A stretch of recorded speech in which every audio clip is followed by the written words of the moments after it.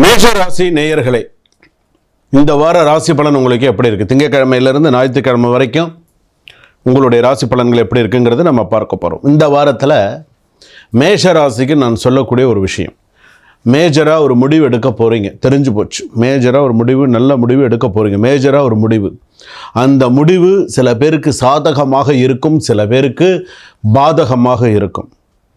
நான் சொல்ல வர்றது உங்களுக்கு நல்லா புரியும்னு நினைக்கிறேன். திங்கட்கிழமையிலிருந்து சில புதிய மாற்றங்கள், மணி ஃப்ளோ, ரெஸ்பெக்ட், சப்போர்ட் எல்லாமே உங்களுக்கு இருக்குது. ஆனால் இந்த ஒரு விஷயம் இருக்குது, மேஜர் டிசிஷன் இருக்குது, அது கன்ஃபார்ம். ஆஃபீஸில் உங்களை மதிக்கும் நிலை அதிகரிக்கும். இவ்வளோ நாள் உங்களுக்கு ஒரு சரியான ஒரு ரெகக்னேஷன் இல்லாமல் இருந்துன்னு வச்சுக்கோங்களேன், அந்த இடத்த நீங்கள் தக்க வச்சுருவீங்க. பெண்டிங் வேலைகள் எல்லாம் அப்ரூவல் ஆகும், சீக்கிரம் அப்ரூவல் ஆகும். ஜாப் சேஞ்சஸ் யோசித்தால் இந்த வாரம் சரியான வாரமாக இருக்கும். ஜாப் சேஞ்சஸ் பற்றி நீங்கள் யோசிக்கிறீங்களா? வெளியில் வேறு இடத்துல பேப்பர் போடணும்னு நினைக்கிறீங்களா? ஜாப் மாறணும்னு நினைக்கிறீங்களா? திஸ் இஸ் ரைட் வீக் நீங்கள் ப்ராசஸ் பண்ணுறதுக்கு. சரியா? அடுத்ததாக பிஸ்னஸுக்கு பார்த்தீங்கன்னா அன்எக்ஸ்பெக்டட் ப்ராஃபிட் கண்டிப்பாக இருக்கும்.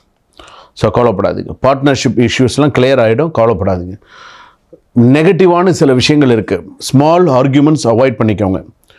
டாக்குமெண்டேஷனில் மிஸ்டேக் பண்ணிடாதீங்க. மூணாவதாக குடும்பம், திருமணம், வாழ்க்கை, வீட்டில் சமாதானம் பேச்சு இருக்கணும். சண்டையே இருந்தால் சரியாக சமாதானமாக போகிறதுக்கு பாருங்கள். பேரண்ட்ஸுக்கு உடன் நடந்திருந்த மனக்கசப்பு சரியாயிடும். அம்மா அப்பாவோட சண்டையோ, உடன் பிறந்த சிப்ளிங்ஸோட கூட சண்டையோ எல்லாம் கொஞ்சம் கொஞ்சமாக சரியாயிடும்.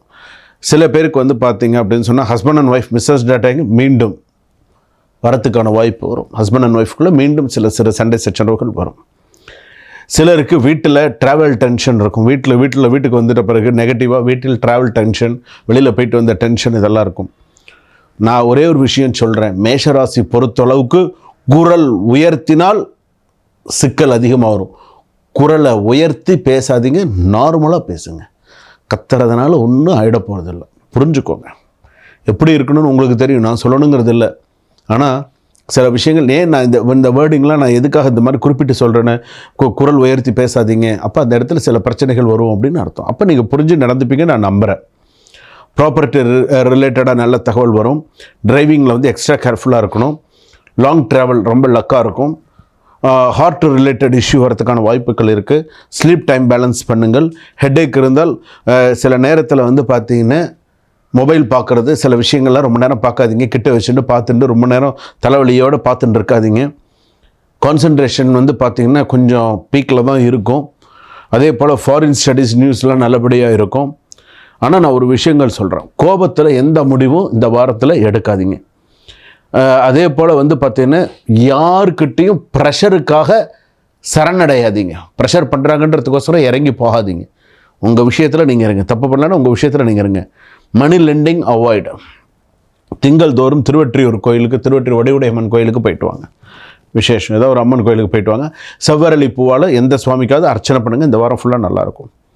அதே போல் பார்த்தீங்க அப்படின்னு சொன்னால் பஞ்சமுக ஆஞ்சநேயர் இருந்தார்னா ஆஞ்சநேயருக்கு நெய் தீபம் ஏற்றுங்க. இந்த வாரத்தில் இதெல்லாம் உங்களுக்கு நல்லது. முருகப்பெருமானுக்கு எலுமிச்சம்பழ தீபம் போடுங்க. முருகப்பெருமானுக்கு ஒரு எலுமிச்சம்பழத்தை ரெண்டாக வெட்டி ரெண்டு பக்கமும் கூட வைங்க, தப்பு கிடையாது. வீட்டில் மேஷராசிக்காரர்களை இது உங்களை உயர்த்த போகக்கூடிய சில வாரங்களாக இருக்கும். எடுக்கும் ஒவ்வொரு முடிவிலும் தெய்வ ஆசீர்வாதம் நிச்சயமாக உங்களுக்கு இருக்கும். ஸோ உங்களுக்கு எதை பற்றி நீங்கள் கவலைப்படாதீங்க. சக்ஸஸ்ஃபுல்லான ஒரு லைஃப் உங்களுக்கு இருக்குது. அடுத்தடுத்த விஷயங்கள் சக்ஸஸ் பண்ணுவீங்க. இந்த வீக்கில் சில விஷயங்கள் கவனமாக இருங்க. ஷேர் மார்க்கெட்டில் கவனமாக இருங்க. அடுத்தடுத்த விஷயங்களை கவனமாக இருங்க. உங்கள் கூடையே இருந்து குழி தோண்டி சில விஷயங்கள் பண்ணணும்னு நினைப்பாங்க, அவங்கக்கிட்டையும் கவனமாக இருங்க. சரிங்களா? சுபம், வாழ்வளமுடன். இதுவரையில் நாம் பார்த்தது 12 ராசிகளுக்கான மேஷராசியிலிருந்து மீனராசி வரையில் இருக்கக்கூடிய பலன்களை நம்ம பார்த்தோம். இது எல்லாமே பொதுவான பலன்கள். இந்த பொது பலன்களை வைத்து சில பேருக்கு இந்த பொது பலன்களை 90-95% வரைக்கும் சில பேருக்கு சரியாக இருந்திருக்கும். சில பேருக்கு ஒரு 5% சரியில்லாமல் இருந்திருக்கும். உங்களுடைய சுய ஜாதகத்தை அனுப்பி கொடுத்து, ஜென்ம ஜாதகத்தை அனுப்பி கொடுத்து, உங்களுடைய ஜாதகம் உங்கள் கையில் இல்லையா, date of birth, time, place of birth, அப்பா அம்மா பேர் எல்லாம் அனுப்பி கொடுத்து, கீழே டிஸ்கிரிப்ஷனில் நம்பர் இருக்குது, ஒரு டைம் வாங்கிக்கோங்க. நான் ராஜ்குமார் சுவாமிஜி கிட்ட பேசணும், டாக்டர்கிட்ட பேசணும் அப்படின்னு சொல்லி ஒரு டைம் வாங்கிக்கோங்க.